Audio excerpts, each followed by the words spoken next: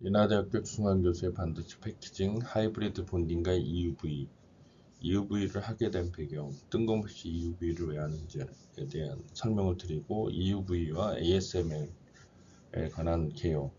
그러니까 EUV가 뭔지는 알아야 되니까요. 그거에 대한 설명을 드리도록 하겠습니다.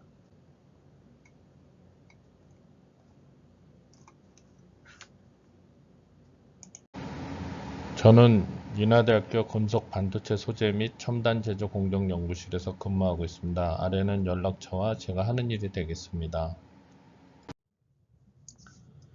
최근에 인하대가 75억 하이브리드 본딩 HBM 개발용 스택 장비 과제가 선정이 되었습니다. 그래서 LG전자하고 인하대 제가 이제 진행하게 되어 있고요.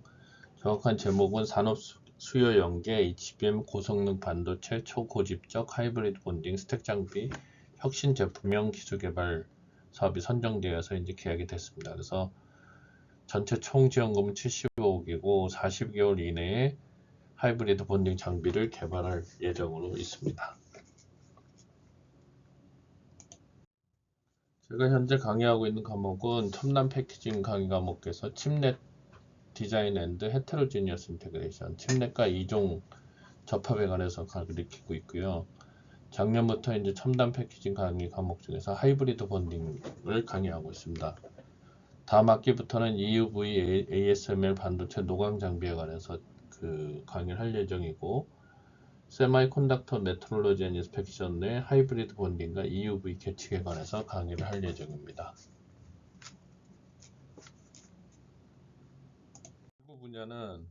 연구 분야는 초정밀 나노 단위 구동 시스템과 광학 시스템으로 하이브리드 본딩과 EUV에 관해서 연구 중이고요.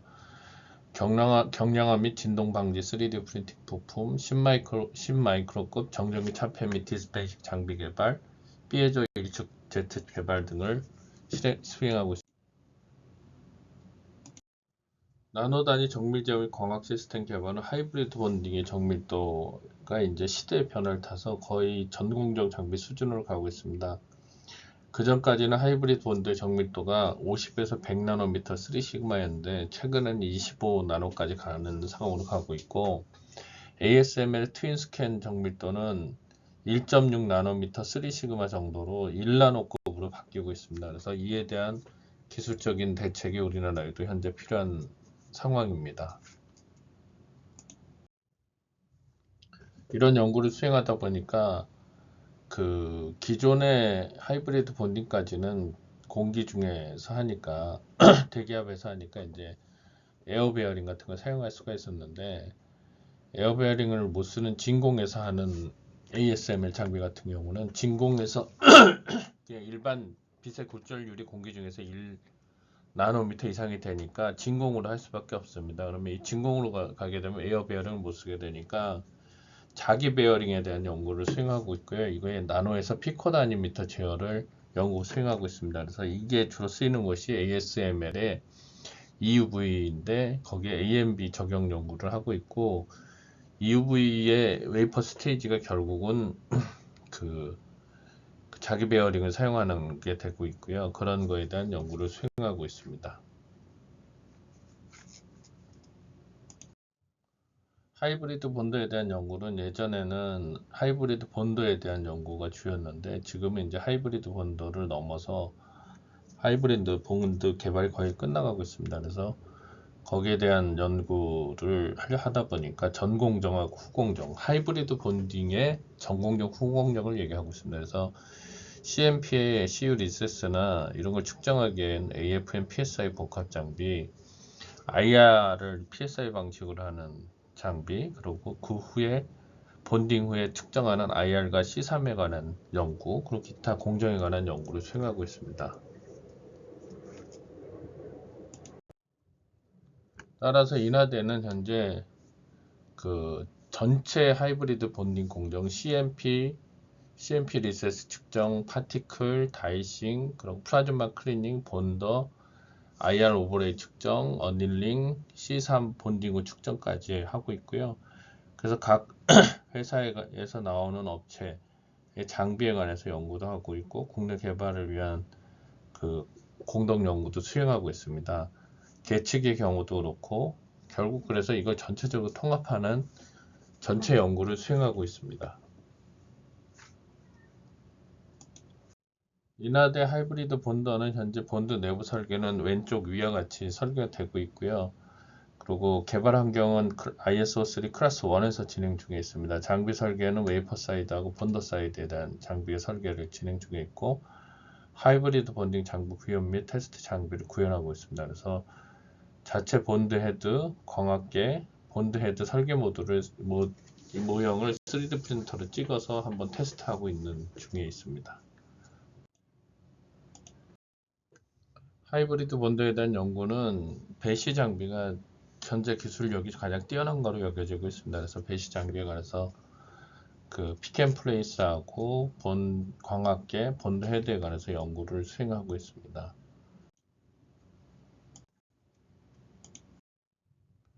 본드 헤드는 100나노미터 3시그마 정밀도로 수행하고 있고요. 그 전체적인 설계는 끝나서 이제 제작을 위한 부품 수리하고 부품을 이제 조립하는 그런 과정이 있습니다.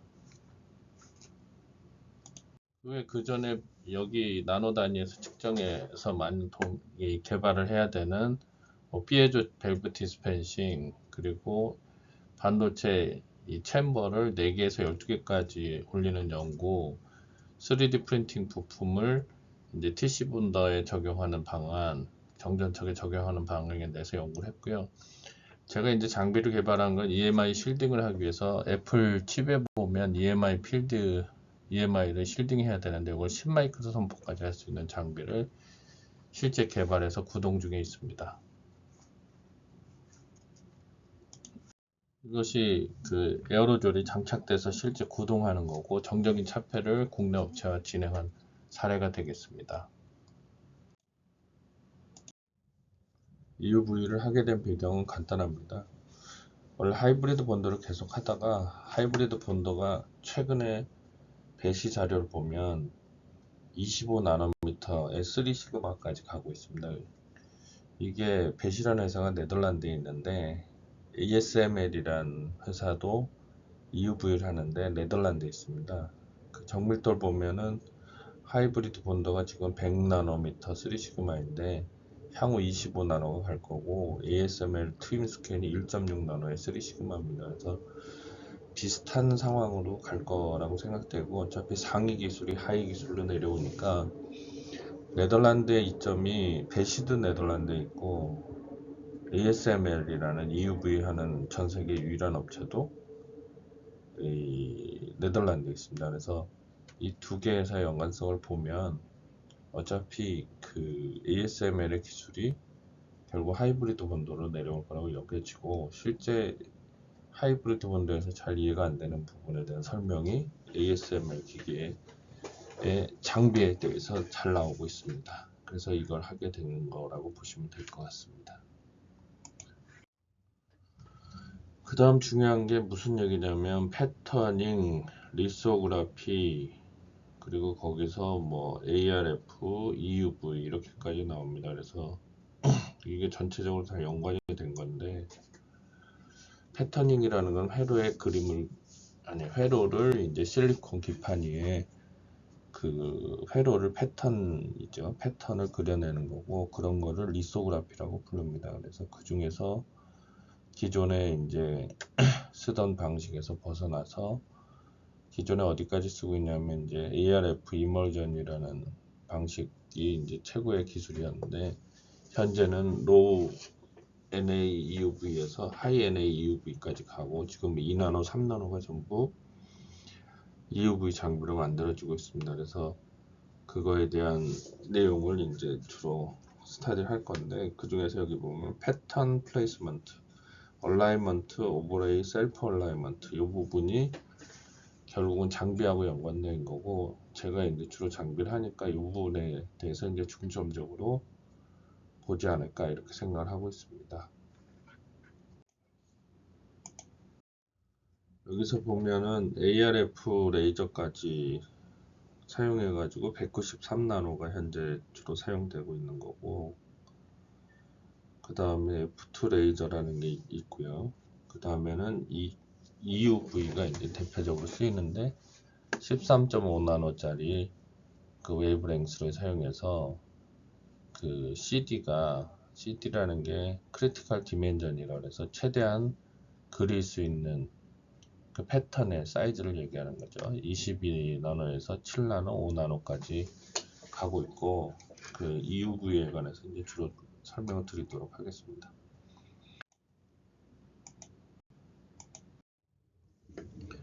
EUV가 차이가 뭐냐 했을 때, 기존 거는 엑시머 레이저나 HG 아크 HG 아크 레이저 램프를 사용하는데, EUV는 틴 플라즈마를 사용하는 게 특징입니다. 또 하나의 가장 큰 차이는 기존의 렌즈처럼 빛을 모아서 하고 투과가 되는 방식이 아니라, 이게 렌즈 같은데 흡수가 되거나 공기 중에 흡수가 되니까 반사를 시키는, 거울로 반사시키는 렌즈가 되겠습니다. 그리고 보통 일반 대기업에서 하는데 EUV는 백큐움에서 합니다. 이게 EUV가 공기 중에 흡수가 되니까. 웨이퍼 척도 백큐움 척인데 EUV는 이제 일렉트로스태틱 정전기 척이죠. 레티클도 기존의 트랜스페어런트 해서 이제 반사가 되는, 투과가 되는데 EUV는 이제 그 반사하는 그런 시스템이 가장 큰 차이죠.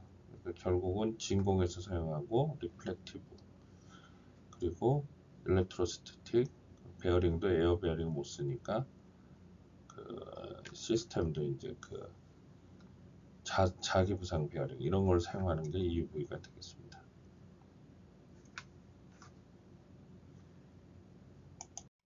EUV 장비는 기존에 지금 ARF 사용하는 게 193나노인데 EUV는 13.5나노를 사용하고 반사한다고 말씀드렸죠. 그리고 레이저 소스도 레이저 프로듀스드 플라즈마 소스, 레이저를 가지고 플라즈마를 만드는 LPP 방식. 또 다른 방식은 LDP가 있는데 그건 추후에 기회 될 때 설명드리도록 하겠습니다. 그리고 백큐움에서 사용되는 그런 방식이라고 보시면 되겠습니다. 그래서 ARF 장비 한 700억 하면 EUV 장비 기본적인 NA가 0.0, 0.33인 경우는 한 2,000억, 1,500억에서 2,000억 정도 되고, 최근에 NA가 높은 거는 5,000억까지 가고 있다고 합니다. 그리고 뭐 전 세계에 있는 거의 모든 반도체 업체가 사용되고 있고, 그리고 중국에 이제 판매를 못하게 해서 최근에 중국이 국산화하려고 하는 그런 장비다, 이렇게 보시면 될 것 같습니다. 기존 노광 장비하고 리소그라피 노광 같은 말이죠. 그 장비하고 차이를 나타내는데, 오른쪽 그림에 보면 기존 디자인은 투과시키는 렌즈고 그 EUV는 반사시키는 렌즈다, 이런 걸 설명하고 있는 그림이 되겠습니다.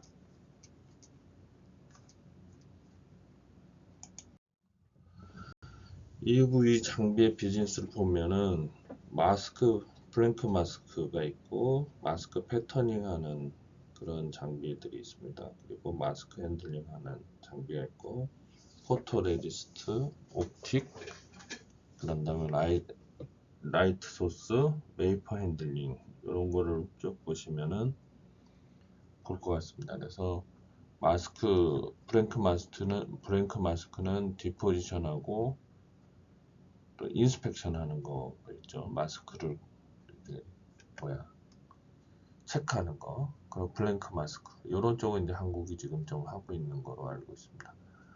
마스크 패터닝은 이제 패터닝하고 에칭하고 클리닝하고 하던 거는 이제 기존의 업체가 좀 더 발전한 형태가 되는 거고, 그리고 인스펙션은 그 기존 업체들이 당연히 하는 거죠. 그리고 디펙트 리뷰, 그러니까 마스크 패턴에 디펙트가 있는지 하는 거는 레이저텍이나 칼자이스처럼 기존에 EUV 레이저를 했던 것이 이제 주로 한다고 보시면 되고, 리페어도 마찬가지라고 보시면 됩니다. 마스크 핸들링 하는데 보면 이제 펠리클이라고 해서 그 레티클 펠리클 하는데 마스크를 보호해주는 데가 있는데, 거기엔 뭐 국내에 SNS 태기 좀 하고 있다라고 보시면 될 것 같고요. 그 다음에 쿼터 디벨로퍼 이런 거는 기존에 도쿄 일렉트론이나 랩리서치가 하고 있고, 포토 레지스터는 일본하고 주로 이제 미국이 쥐고 있다 이렇게 보시면 될 것 같고, 옵틱스는 뭐 당연히 칼자이스가 이제 쥐고 있는 거는 여러분이 다 아시는 거고, 라이트 소스는 레이저의 경우 재밌는데 이 틴 레이저에서 EUV를 발생시키는 거는 사인무라는 회사가 하고 있고, 그게 이제 ASML에 합병이 됐죠. 그리고 CO2를 발생시키는 레이저는 트럼프가 한다고 보시면 되고, 그리고 베셀 같은 경우에는 VDL이라는 네덜란드에서 하고, 웨이퍼 핸들링 하는 게 이제 저희가 관심 있는 분야인데, 이거는 VDL 이네블링 테크놀로지, 베를리너 글라스 등이 이제 하고 있는 거라고 보시면 될 것 같습니다. 메트롤로지의 웨이퍼의 메트롤로지요. 헨스 솔트라는 저만 회사하고 ASML이 하고 있는 게 특징이 되겠습니다. 그래서 전체적으로 회사를 보면 이런 회사가 있고, 한국에서는 SNS 텍 정도가 이제 마스크 핸들링 하는 곳에 들어가 있다고 보시면 될 것 같습니다. 논문은 2개 정도를 리뷰했는데, 웨이퍼 컨트롤 오브 웨이퍼 스캐너 메소드 앤 디벨롭먼트라는 논문이 가장 일반적인 논문인 것 같고요. 그리고 모션 컨트롤 오브 웨이퍼 스캐너 인 리소그라피 시스템 프롬 셋 포인트 제너레이션에서 멀티 스테이지 코디네이션까지 하는 건데, 두 번째 논문은 좀 더 디테일하게 나와 있다고 보시면 될 것 같습니다. 그 다음에 EUV 하다 보면 용어가 되게 많은데 용어가 설명이 잘 안 되어 있습니다. 이 논문에 보면 이 용어를 잘 정리해 놨는데, 이런 거에 대한 내용을 좀 보시면 좋을 것 같습니다. 그래서 WS, RS 뭐 이런 거, 그리고 메트롤로지 프레임, 뭐 MF, 베이스 프레임, 뭐 롱 스트록 모듈, 이런 그냥 일반적으로 쓰지 않는 용어들, 그리고 매치드 머신 오버레이, MMO, 그리고 무빙 스탠다드 데비에이션, 이런 여러 가지 용어들이 골치 아프게 많습니다. 그래서 잘 봐야 되고, 그리고 모션 컨트롤도 기존에 쓰지 않는 여러 가지 용어들이 있습니다. 그래서 이런 용어에 대해서 좀 더 자세히 보고 있어야지, 안 그러면 도대체 무슨 얘기를 하는지를 이해하지 못하는 경우가 많으니까, 전체적으로 이 제어의 부분에 관해서 제가 관심 있는 건 웨이퍼 스캐너 쪽이니까 그런 쪽에 이제 공부를 많이 해야 될 것 같습니다. 이것은 논문에 나온 건데, 뭐 SM 뭐 싱글 머신 뭐 오버레이겠죠. 그리고 또 매칭 기계 오버레이, 매치드 머신 오버레이, MMO가 있습니다. 그러니까 MMO를 주로 쓰는데, 이제 기계가 한 군데서만 하는 게 아니라 2개 이상의 기계에서 쓰는 게 있고, 그리고 레졸루션이라고 하는 게 보통 CD라는 말로 표현되는데, 이건 레일리의 크라이테리언에서 유래된 겁니다. 그래서 CD는 K1의 NA분의 람다, K1은 그냥 기기에 대한 벡터라고 보시면 되고, NA는 뭐 뉴메리컬 어퍼처라고 얘기를 하고, 그리고 NA는 맞죠. 그리고 그 다음에 웨이브랭스, 람다가 이제 웨이브랭스, 이런 거를 기준으로 해서 결국은 그 파장이 작을수록 CD가 작아지고, 그리고 개구율이 작을수록 개구율이 커질수록 그 CD가 작아지겠죠. 그런 거에 대한 내용인데, 이건 아주 기본적인 수식이니까 여러분이 알고 있어야 됩니다. 그리고 뎁스 오브 포커스인가, 하여간 DOF라고 하는 거는 결국 렌즈에 초점이 맞춰진 점이 20%가 최고값에서 유지되는 구간을 이제 DOF라고 하는데, 이거 DOF가 또 중요하고, 또 하나의 중요한 사양은 스루풋이라고 해서 시간당 몇 개의 웨이퍼를 처리할 수 있냐. 이 결국은 돈이죠. 그러니까 예를 들어서 280개 하는 기계하고 140개 하는 기계 보면 두 대를 하나의 역할로 하니까 당연히 이런 성능이 스루풋이 좋은 기계가 많이 팔리겠죠. 그래서 대표적인 게 니콘하고 캐논이 갖고 있던 시장을 트윈스캔이라는 기술을 가지고 그 ASML이 EUV 만들기 전부터 시장의 50%를 차지했습니다. 그 이유 중에 하나가 이런 트윈스캔이라고 해서 시간당 스루풋을 좋게 만드는 그런 기술을 가지고 있죠. 그래서 그런 거에서 이미 이 일본을 앞서가고 있었기 때문에 이 EUV에서도 앞서갈 수 있었다 이렇게 보시면 될 것 같습니다. 웨이퍼 시스템의 개요는 뭐 도표 2에 나와 있는데 뭐 EUV 장비에 대해서 보면 웨이퍼 스캐너의 하드웨어 부분은 거의 차이가 없습니다. 근데 단 하나 차이는 이제 진공을 사용하니까 에어 베어링을 쓰지 못하고 마그네틱 베어링을 쓴다는 거죠. 그리고 이게 64톤 정도의 무게를 가지고 뭐 한 1,500억 정도의 가격을 갖고 있죠. 그래서 이 구성은 광원 그리고 투사 광원 박사 그래서 프로젝션 옵틱 박사라고 하는데 이제 프로젝션이라는 말에 여러분이 한번 생각해 보시면 되고 레티클 스테이지하고 웨이퍼 스테이지가 있죠. 그래서 주로 관심 있는 건 이제 레티클 스테이지 정도로 하는데 이게 뭐 속도도 빠르고 그 중력가 속도도 뭐 상당히 높은 그런 거기 때문에 이거의 제어는 사실 쉽지가 않습니다. 그래서 그런 거에 대한 내용을 살펴보도록 하겠습니다. 앞에 설명드린 거에 대해서 이제 그림이 나와 있어서 그 야그 레이저나 뭐 CO2 레이저 쓰죠.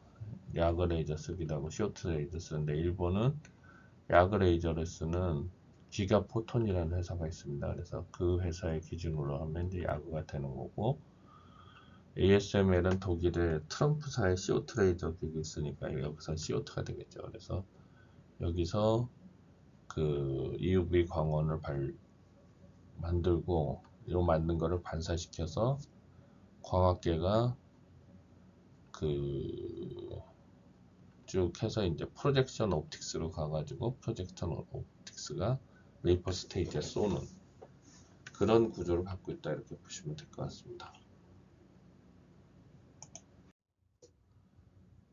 얘네 장비의 특징은 노출하고 웨이퍼에 대한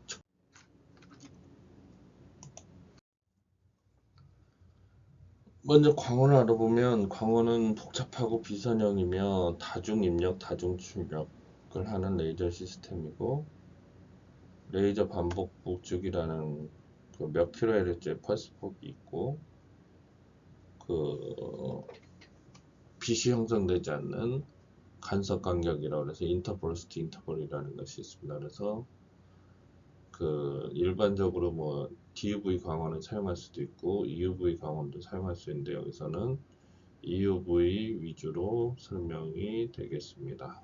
그리고 레이저 EUV 광원은 플라즈마 광원인데 플라즈마 광원은 설명한 게 워낙 많으니까 추후에 광원별 설명을 하도록 하겠습니다. 근데 여기서 중요한 건 LDP라고 해서 LPP라고 해서 레이저 프로듀스드 레이저를 사용해서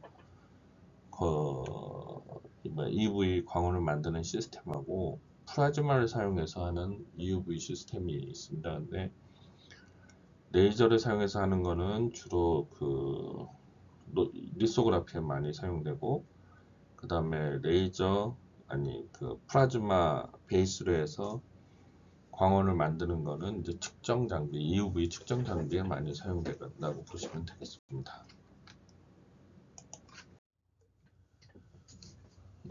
EUV 소스에 관해서 이제 설명을 드립니다. 보면 CO2 레이저라는 거 쓰면 이제 거기죠.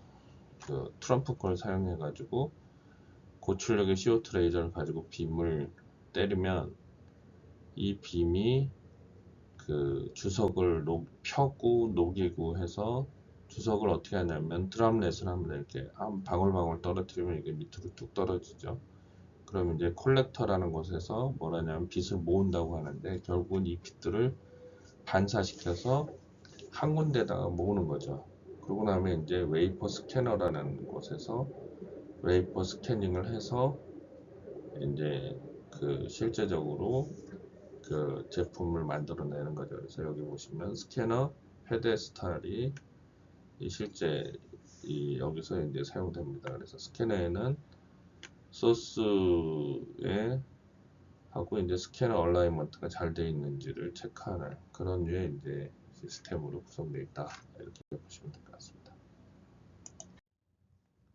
여기 스캐너 시스템에서 가장 중요한 게 이제 트윈 스캔인데 트윈 스캔은 기존의 일본 장비나 모든 장비가 웨이퍼를 로드해서 얼라인하고 얼라인한 거를 다시 집어넣어서 스캔하게 되면 시간이 걸리겠죠. 그래서 웨이퍼 메트롤로지에서 포커스하고 얼라인을 진행하고 그 다음에 그 사이에 이 스텝 타임 해가지고 그 웨이퍼를 스캔하는 곳에 넣어서 리소그래피 하는 곳에 넣어서 처리하면 병렬 처리가 되니까 속도가 빨라지죠. 그래서 이 속도가 빠른 거를 어디서부터 적용했냐, 이 DUV부터 적용을 했습니다. 그래서 DUV에서 시장 석권을 50% 이상 하고 일본 업체들을 다 제꼈죠. 그러니까 이게 리소그래피가 재밌는 게 처음에 미국에서 발명해서 사용해서 비싸게 팔다가 일본이 메모리 하면서 장비를 만들고 그래서 메모리 시장을 호황을 하다가 한국에 넘어오고 한국에서 메모리를 하는데 장비가 없으니까 전부 일본에서 사오고 하다가 다시 유럽으로 넘어간 거죠. 미국에서 일본 거쳐서 유럽으로 넘어가는데 한국이 중간에 한번 껴야 되는 게 지금 현재 상황인데 거기에 대한 연구가 안 돼 있어서 EUV에 관심 있게 보고 있는 것 중에 하나입니다. 그리고 또한 지금 하고 있는 하이브리드 본드하고 연관도 돼 있고 해서요. 그래서 왼편 거는 투사광학계, 그러니까 직접 집어넣어서 그 빛을 통과시켜서 하는 DUV까지 사용하는 거고, 오른쪽 게 이제 EUV까지 사용하는데 여기서 진동 제어하는 거하고 계측하고 그리고 그 에어 베어링 대신에 이제 그 마그네틱 베어링을 사용하는 거에 이제 관심을 갖고 있는 거죠. 그래서 이 중에서 요 그 웨이퍼 스테이지에 관심이 있고 이제 또 레티클 스테이지에도 관심이 좀 있습니다. 그래서 자세히 보면 베이스 프레임이라는 게 있고 그 베이스 프레임하고 메트롤로지 프레임에다가 에어 마운트를 시켜서 진동으로 이제 서로를 격리시켜 놓은 거죠. 그래서 이게 렌즈를 쥐고 있고, 렌즈가 쥐고 있다기보다는 렌즈를 고정시키는데 공중에 떠 있는 거죠. 그리고 왼쪽 거는 메저먼트 포지션이 있고 익스포저 포지션이 있습니다. 그래서 이 두 개를 따로따로 사용하니까 이게 되게 중요한 기술이 되겠습니다. 그리고 레티클 스테이지를 또 제어하는 이런 시스템도 롱 스트로크, 또 재밌는 게 롱 스트로크하고 쇼트 스트로크 이 두 가지 방식이 이제 재밌는 모양이 되겠습니다. 여기 보시면 그 에어 베어링 해서 이제 코어스 스테이지 뭐 이건 약간 좀 파인하지 않다는 걸 얘기하는 거죠. 에어 베어링을 쓰는데 그 DUV까지는 에어 베어링을 쓰고 그 이후부터는 이제 마그네틱 베어링을 쓰죠. 그래서 마그네틱 베어링에 이제 관심이 많은 거고 VCM 모터에서 이제 파인 스테이지를 제어하고 있는 그런 게 되겠습니다.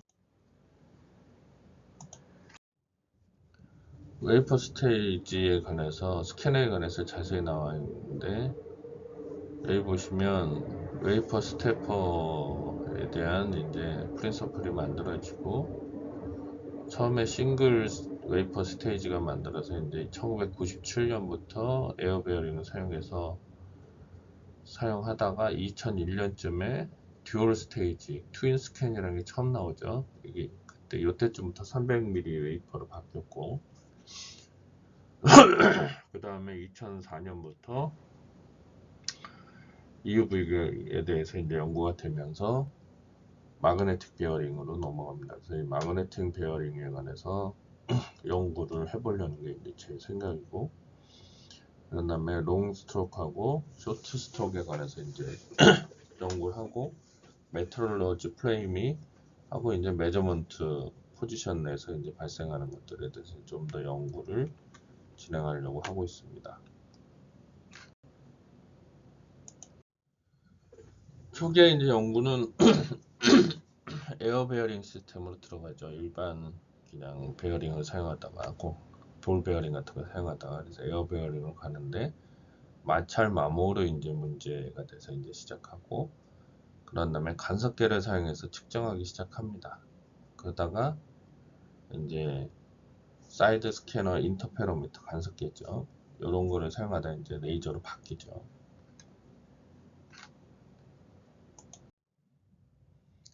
에어로스태틱 또는 에어 베어링을 사용해서 Y2, Y1, Y1, Y1, Y2 모터 그대로 있고 X 모터가 움직이는 그런 형태로 이제 이 모델이 진행됐습니다.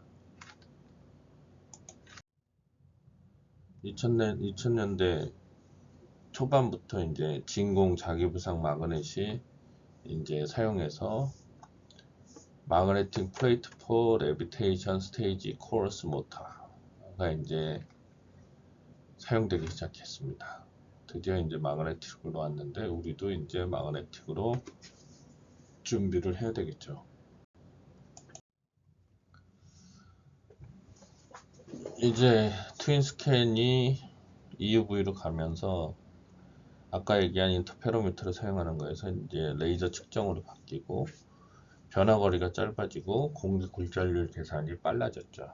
그렇게 하고 여기 보시면 이 6도트 로렌츠 쇼트 스트로크 그리고 6도트 프레나 롱 스트로크, 그러니까 이 두 가지 로렌츠하고 프레나 스테이지에 관해서 여러분이 이해를 하셔야 되고, 밸런스 매스에 관한 거, 그리고 마그네틱 플레이트 펑션에 관해서도 이제 좀 공부를 하시고, 그리고 진동을 없애기 위해 가지고 그 3도트 밸런스 매스 드리프트 모터라는 게 있는데 요거에 대해서 생각하셔야 되고, 바이브레이션 아이솔레이터, 그리고 플래너 이코너 포지션 매지먼트, 이멀션이라고 하는데 이멀션이 있다는 거는 뭐죠? DUV죠. 그래서 어쨌든 뭐 이건 차이가 별 차이는 없는데, 어쨌든 EUV, DUV가 거의 같은 프레임을 사용하고 이 매질이 좀 다르고 이런 것들이 있다는 거 기억하시면 좋을 것 같습니다.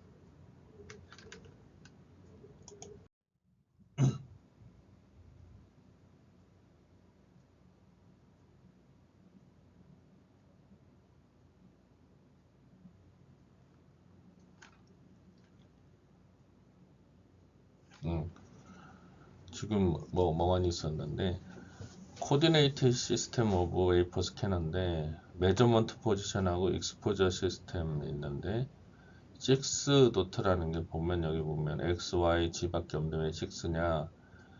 그러면 뭐가 있냐면 틸트 X, Y가 있고 그 다음에 Z축을 돌아가는 세타가 있습니다. 그러면 이제 6 6개의 DOF 시스템이 되는 거죠.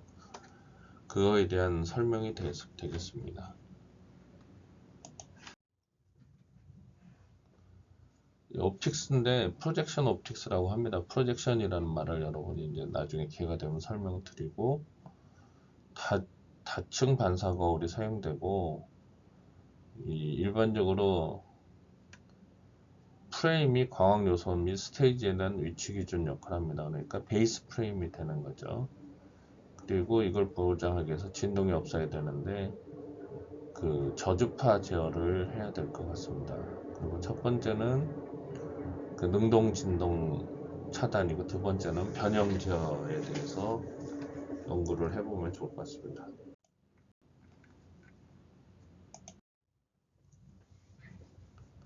아까 그림하고 똑같은데 이건 DUV 스캐너가 되겠죠. 왜? 이몰션이 있는 걸 보면 알 수가 있죠. 또 어쨌든 차이는 에어 베어링 쓰는 거하고 마그네틱 베어링 바꾸는 거하고 뭐 이런 차이 정도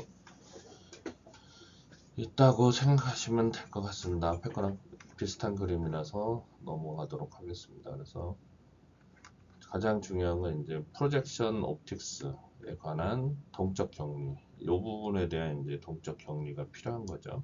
그래서 보시면 요 바이브레이션 아이솔레이터라는 걸 사용해서 이 베이스 프레임하고 메트로 프레임하고 격리시키고, 그 다음에 그 별도로 또 이제 레티클 스테이지가 있어서 얘네는 노렌즈 쇼트 스트로크를 사용하는 게 이제 차이가 되겠습니다. 이 그림 보면은 투 스텝으로 아이솔레이션 하는데 베이스 프레임하고 메트로 프레임하고의 아이솔레이션을 하고, 그리고 또 렌즈하고 그 메트로 프레임하고 아이솔레이션을 합니다. 그래서 첫 번째 진동 격리 단계는 에어 마운트라는 거로 이제 사용하는 거죠. 아이솔레이터 사용하고, 그런 다음에 그 메트로 프레임을 뉴매틱 스프링을 사용해서 진동을 격리하는 거죠. 아이솔레이트라고 한 거. 그리고 요거는 그 프로젝션 장비에 대한 지지라고 보시면 될 것 같습니다. 그래서 그거에 대한 이제 함수가 밑에 이렇게 보시면 되고, 중요한 거는 이제 음향 또는 냉각수 흐름에 대한 방해가 존재하는 주파수 범위를 최소화해야 된다. 이게 결국은 이 저주파 제어를 해야 된다, 이런 얘기를 하고 있는 거죠. 에어 마운트 아이솔레이션 프리퀀시라는 게 이제 저주파 제어하는 건데 일반적으로 0.5Hz 정도 된다고 합니다. 아주 가볍게 떠는 거죠. 그런데 이제 이거에 대해서 다른 이제 방식은 DUV하고 EUV가 하고 다른데, EUV 시스템은 진공에서 작동하므로 기본 프레임에서 메인 메트로 프레임 통해 렌즈로 전달되는 방해를 최소화하기 위해서 더 낮은 렌즈 서스펜션 주파수를 허용할 수가 있다. 결국은 주파수 응답에 대한 내용이 이제 밑에 그림을 보면 나오게 되어 있습니다. 머리 아픈 얘기인데 그냥 대충 이런 게 있다 느끼시면 될 것 같습니다. 이걸 알아야지 그 다음에 이제 제대로 된 이제 장비를 만들 수 있기 때문에 공부하고 있다, 이렇게 생각하시면 되겠습니다. 진동 격리 단계 1은 돌판을 어떻게 놓은 거냐. 그냥 알기 쉽게 얘기해서 타이어 이제 뭐죠, 타이어 그 안에 보면 공기 튜브가 있는데 공기 튜브를 지지시켜 갖고 밑바닥에다가 모래 위에다가 놨다, 이렇게 생각하시면 그냥 가장 쉬웁니다. 그래서 우리 친구가 예전에 대학원 다닐 때 뭐 몇 억씩 하는 장비를 몇백만 원에 만들었죠. 원리는 동일하니까 원리를 알면은 제대로 이제 그 알 수가 있는 거죠. 여기 보시면 이제 노렌즈 액추에이터에 관해서 이제 좀 공부를 해봐야 되는 거죠.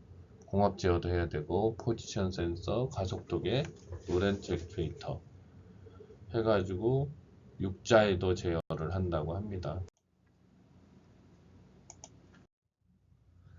그 다음엔 바이브레이션 아이솔레이션 스텝 2인데 PALM인데 이거는 DUV에서 사용되는 기술이고, 스테이지가 렌즈를 정확하게 추적할 수 있게 하는 방식이 됩니다. 근데 이건 DUV 사용하는 거라서 그냥 넘어가도록 하겠습니다.